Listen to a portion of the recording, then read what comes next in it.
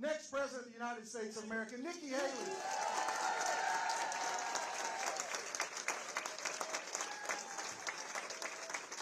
Thank you so much. It's great to be with my friend Nathan and so many friends with us. It's a great day in South Carolina. We have a choice to make. 70% of Americans have told us they don't want a Trump-Biden rematch. The majority of Americans disapprove of Donald Trump. The majority of Americans disapprove of Joe Biden. Both of those presidents put us trillions of dollars in debt that our kids are never going to forgive them for. And do we really want to go forward with a country in disarray and a world on fire with two candidates in their 80s?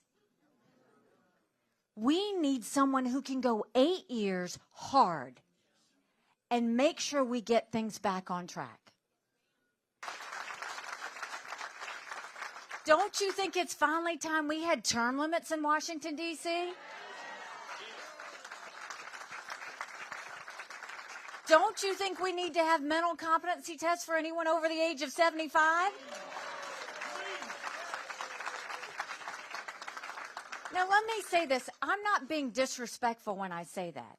We all know people over 75 that can run circles around us.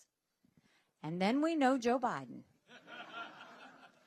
These are people making decisions on our national security.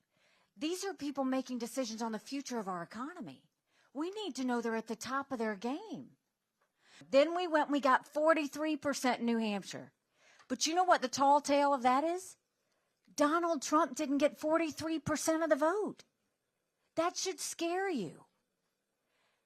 Then you go and you look at the night of New Hampshire, and he literally throws a temper tantrum on stage. He was completely unhinged because he had told everybody I was going to lose by 25 or 30 points, and we got 43. Then the next day, he went and he said, anybody that supports Nikki Haley is barred permanently from MAGA. And I'll be honest, I haven't paid attention to his court cases. I don't know where he's innocent, where he's guilty, or what's happened. But what I do know is after that speech he gave in New Hampshire, after that verdict, he railed on a lot of things. He talked about revenge after New Hampshire. He talked about how he was a victim after the court case. But you know what he didn't talk about? He never once talked about the American people. Never once. His court cases have just started. There are 2 more in March, and it goes out for the rest of the year.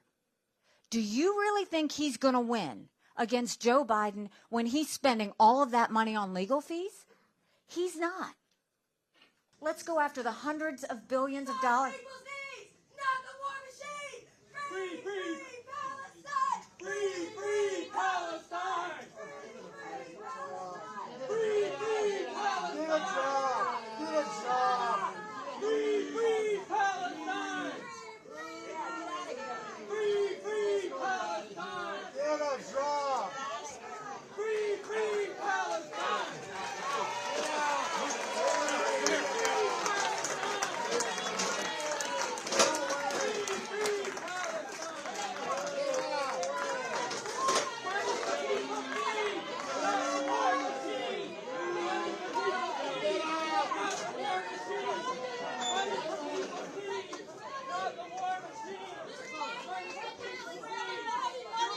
Lock them up!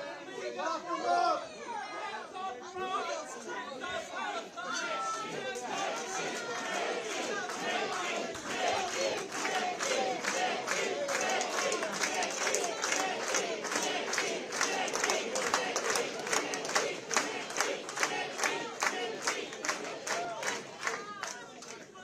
You know, let me just say this.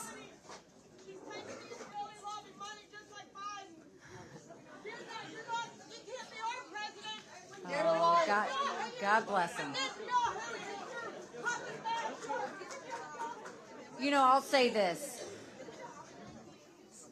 Don't ever get upset about people like that. Because my husband and military men and women sacrifice every day for their right to do that.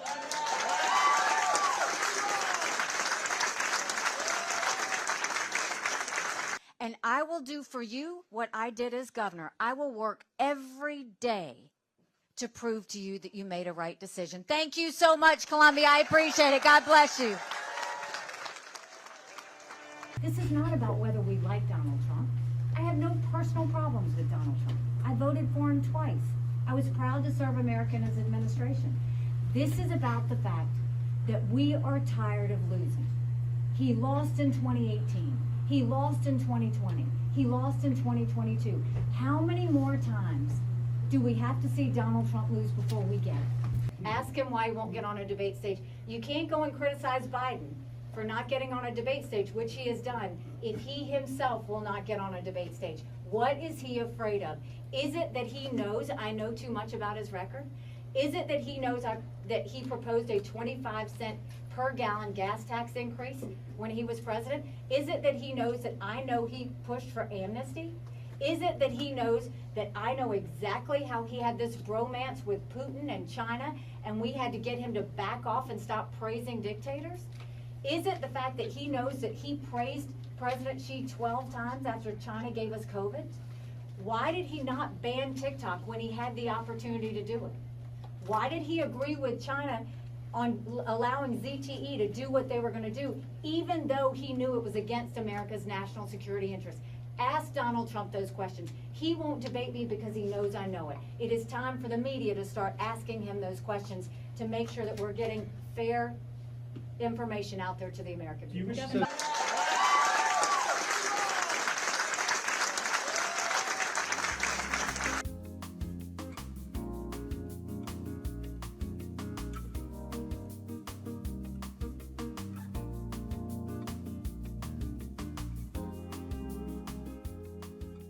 access to presidential candidates. We don't know what's going to happen. And fight to save our country.